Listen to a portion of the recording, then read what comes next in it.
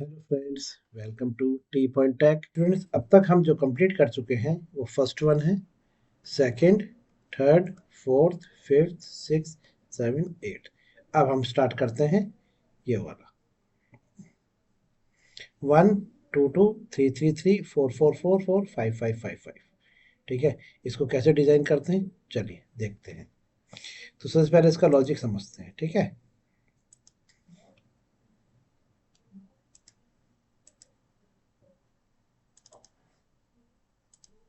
देखिए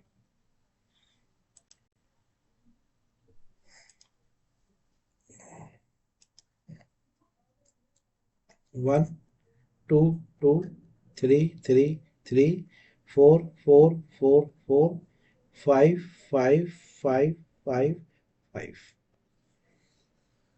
ये है जी। ठीक है, चलिए। तो सबसे पहले हम इसमें चेक करते हैं नंबर ऑफ रोज कितनी है हमारे पास। नंबर ऑफ रोज है 1 2 3 4। 4 रोज हैं। और नंबर ऑफ कॉलम्स जो है वो एक एक करके इंक्रीज हो रहे हैं। ठीक है, तो जो हमारा आउटर लूप है जो रो के लिए लिखा जाएगा वो 4 टाइम्स के लिए लिखा जाएगा। 1 2 3 4 5 टाइम्स के लिए लिखा जाएगा। तो आप लिखिए फॉर, और इसमें लिखिए i=1, i< 5 और i++। चलिए ठीक है, अब लिखिए एक एक करके इंक्रीज हो रहा है। ओके, तो for loop k=1, k< k++। लीजिए, तो देखिए आई की जो आइट्रेशन होगी यानी आई की जो चाल होगी आई की, वो होगी 1 2 3 4 5। क्लियर है। और जो के की चाल होगी वो होगी 1 से आई, 1 से आई तक। तो आई की पहली बार यहाँ पे वैल्यू 1 आएगी। ठीक है, तो ये 1 से 1 चलेगा।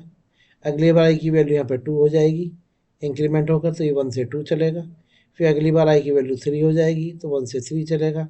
अगली बार 4 है तो 1 से 4 चलेगा। और फिर 5 है तो 1 से 5 चलेगा। ठीक है, इस तरह से हमारा के का लूप एग्जीक्यूट होगा आई तक।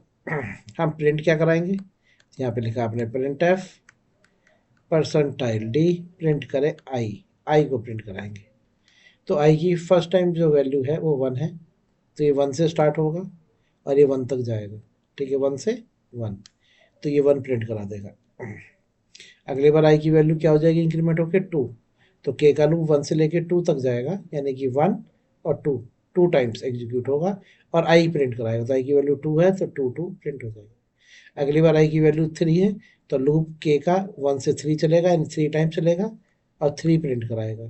फिर आई की वैल्यू अगली बार 4 है, 4 टाइम्स चलेगा और 4 को प्रिंट कराएगा। अगली बार 5 है, 5 टाइम्स एग्जीक्यूट होगा, 5 को प्रिंट कराएगा। ये आउटपुट आ जाएगा इस तरह से। ठीक है, जो मैंने अभी आपके सामने लिखा है। चलिए लूप से बाहर आ जाइए, यहाँ लिखिए print F /n new line, जिससे कि हर बार लाइन चेंज होती रहे। क्लियर। चलिए, तो ये है आपका प्रोग्राम। आपने देख लिया किस तरह से इसका लॉजिक लिखना है। चलिए अब इसको प्रैक्टिकली करके देखते हैं। जी जी, प्रोग्राम सेव हो गया हमारा, और इसको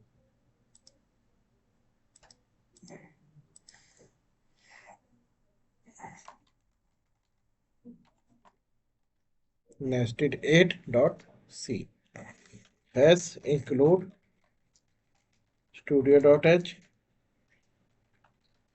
void main integer I and k for loop i=1, i< 5, i++ for loop k=1, k< I, k++।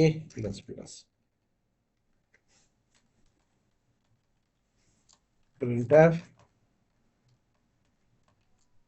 %d, print करें आई। और लूप से बाहर आकर लाइन चेंज करानी है तो प्रिंटफ केवल /n। लीजिए स्टूडेंट, ये हमारा प्रोग्राम तैयार हो गया है। अब ये कैसे एग्जीक्यूट करेगा, आई की वैल्यू पहली बार 1 होगी स्टूडेंट, चेक करेगा कि 1 is less than equal to 5, condition true है, अंदर आएगा और के लूप को स्टार्ट करेगा 1 से और आई तक ले जाएगा, और आई की वैल्यू 1 है तो ये 1 से 1 एग्जीक्यूट होगा।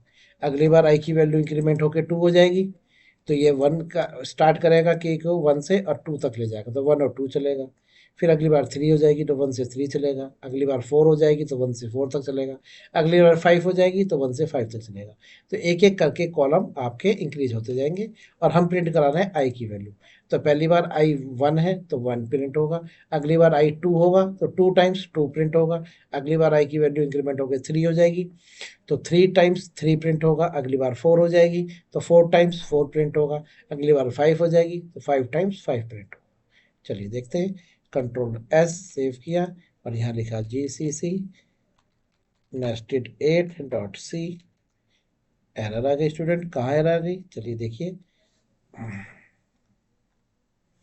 nested 8 डॉट सी, नेस्ट, देखो स्पेलिंग गलत हो गई स्टूडेंट, NE नेक्स्ट हो गया था नेस्टेड को, ठीक है, टाइपिंग मिस्टेक थी, चलिए हो गया सही। चलिए अब लिखिए ./a .exe, ये देखिए आ गया आपके सामने 1 2 2 3 3 5 5, ये देखिए, ठीक है, ओके। चलिए नेक्स्ट, नेक्स्ट देखते हैं, अगला है हमारा 5 5 4 5 4 3 5 4 3 2 और 5 4 3 2 1। चलिए इसका लॉजिक समझते हैं किस तरह से है, आइए।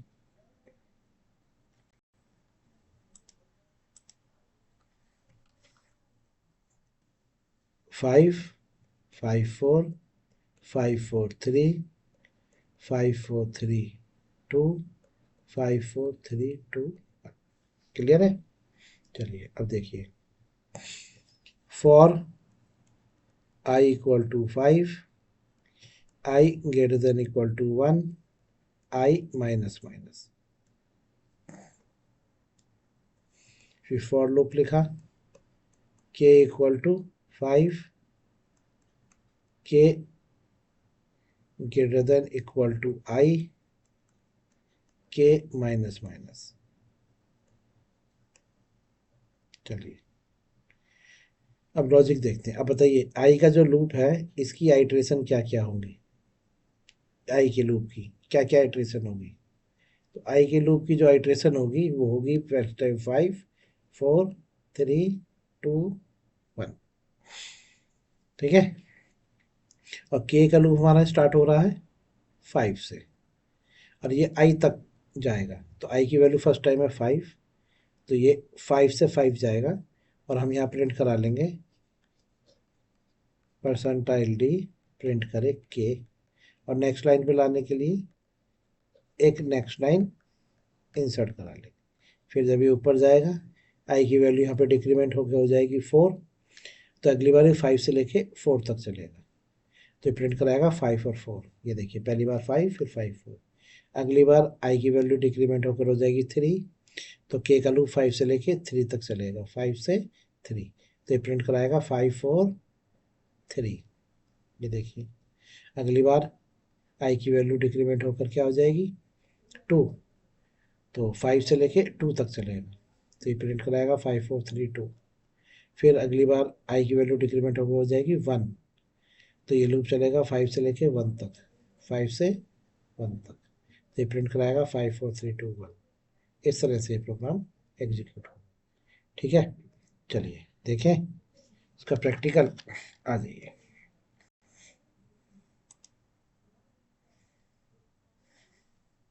फाइल सेव एज nested9.c, चलिए तो आई का लूप 5 से स्टार्ट होगा, greater than equal to 1, I minus minus, फिर K equal to 5, K greater than equal to I, K minus minus.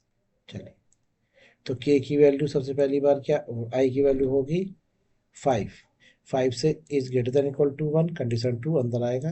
तो 5 से लेके आई तक, यानी कि 5 से लेके 5 तक की काउंटिंग प्रिंट होगी, यानी 5 प्रिंट होगा। और फिर न्यू लाइन पर आएगा, फिर ऊपर जाएगा, आई की वैल्यू 4 हो जाएगी। 4 is greater than equal to 1, condition 2 है, अंदर आएगा। 5 से लेके 4 तक जाएगा, आई की वैल्यू तक। तो आई की वैल्यू है 4, तो 5 एंड 4। फिर न्यू लाइन पे 3, फिर 2, और फिर 1। ठीक है, इस तरह से ये एग्जीक्यूट होगा। चलिए इसे सेव करते हैं और एक बार कंपाइल करके देखते हैं।